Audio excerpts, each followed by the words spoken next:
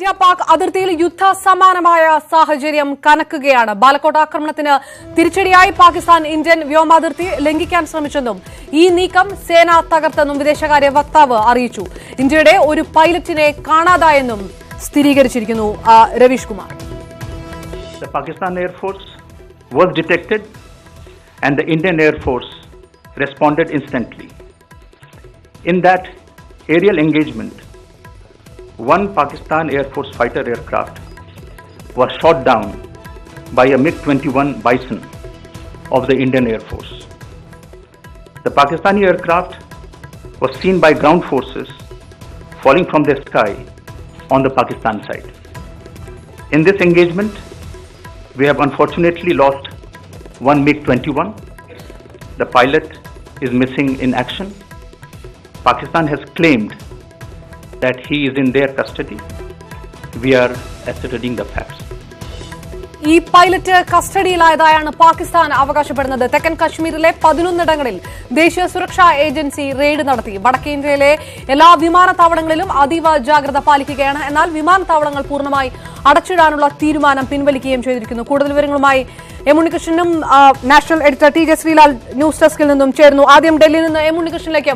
ഉണ്ണി, വിദേശകാര്യ വക്താവ് സ്ഥിരീകരിക്കുന്ന കാര്യങ്ങൾ എന്താണ്? മിഗ് വിമാനങ്ങൾ വെടിവെച്ചിട്ടതായും പൈലറ്റ് കസ്റ്റഡിയിലുണ്ടെന്നും പാകിസ്ഥാൻ സ്ഥിരീകരിച്ചിരിക്കുന്നു. പാകിസ്ഥാൻ അവകാശപ്പെട്ടിരിക്കുന്നു. ഇന്ത്യയുടെ സ്ഥിരീകരണം എന്താണ് ഇത് സംബന്ധിച്ച്?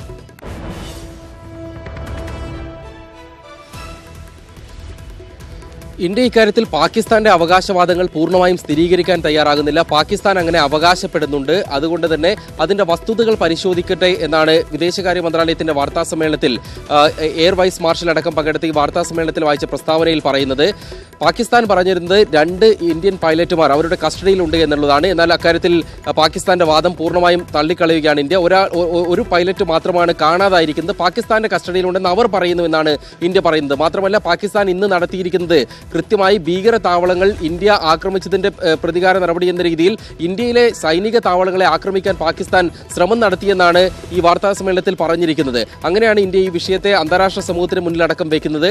കാരണം ഭീകര താവളങ്ങൾക്കെതിരെ കൃത്യമായ രഹസ്യാന്വേഷണ വിവരത്തിന്റെ അടിസ്ഥാനത്തിലാണ് ഇന്ത്യ ഇന്നലെ ആക്രമണം നടത്തിയത് ബാലാക്കോട്ടിൽ. പക്ഷേ പാകിസ്ഥാൻ ഇന്ന് അതിന് മറുപടി എന്ന രീതിയിൽ ഇന്ത്യയിലെ സൈനിക താവളങ്ങളെ ആക്രമിക്കാൻ ശ്രമിച്ചു. പക്ഷേ ആക്രമണം നിർവീര്യമാക്കാൻ ഇന്ത്യക്ക് കഴിഞ്ഞിട്ടുണ്ട്. ആക്രമണത്തെ ചെറുത്തു നിൽക്കാനും അങ്ങനെ പാകിസ്ഥാന്റെ ഒരു വിമാനത്തെ തന്നെ F-16 വിമാനം വെടിവെച്ചിടാനും കഴിഞ്ഞു. ആ വിമാനം അതിർത്തിക്കപ്പുറം വീഴുന്നതായി കണ്ടിട്ടുണ്ട് അവിടെ ഉണ്ടായിരുന്ന സൈന്യത്തിലെ ആൾക്കാരെന്നാണ് വിദേശകാര്യ മന്ത്രാലയം വ്യക്തമാക്കിയിരിക്കുന്നത്. ആ രീതിയിൽ പാകിസ്ഥാന്റെ ആ ആക്രമണം ചെറുക്കാൻ ശ്രമിച്ചപ്പോഴും ഇന്ത്യക്ക് ആ ആക്രമണത്തെ പ്രതിരോധിക്കുന്നതിന്റെ ഇടെയാണ് MiG-21 വിമാനവും അതിലെ ഒരു പൈലറ്റിനെയും കാണാതായിരിക്കുന്നതെന്നാണ് വാർത്താ സമ്മേളനത്തിൽ പറഞ്ഞിരിക്കുന്നത്. അപ്പോഴും ഒരു ചോദ്യം ഉയരുന്നുണ്ട്, ഏത് തരത്തിലായിരിക്കും ഈ കാണാതായ പൈലറ്റുമായി ബന്ധപ്പെട്ട തുടർ നടപടികൾ ഉണ്ടാവുക എന്നത് സംബന്ധിച്ച്.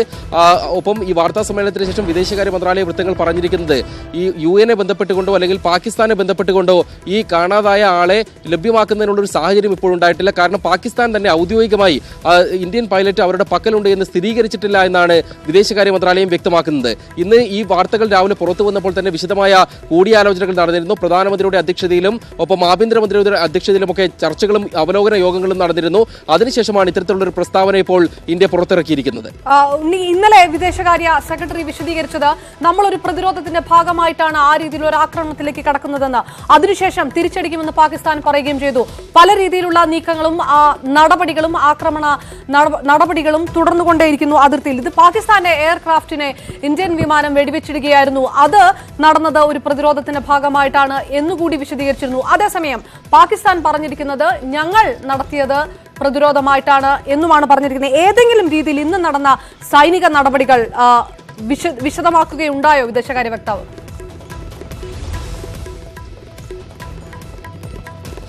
വിദേശകാര്യ വക്താവ് കൃത്യമായി പറഞ്ഞിരിക്കുന്നത് ബാലാക്കോട്ട് ആക്രമണത്തിനുള്ള മറുപടി എന്ന രീതിയിലാണ്. പാകിസ്ഥാന്റെ ഭാഗത്തു നിന്നും ഇന്നും വ്യോമാക്രമണത്തിനുള്ള ശ്രമം ഉണ്ടായത്.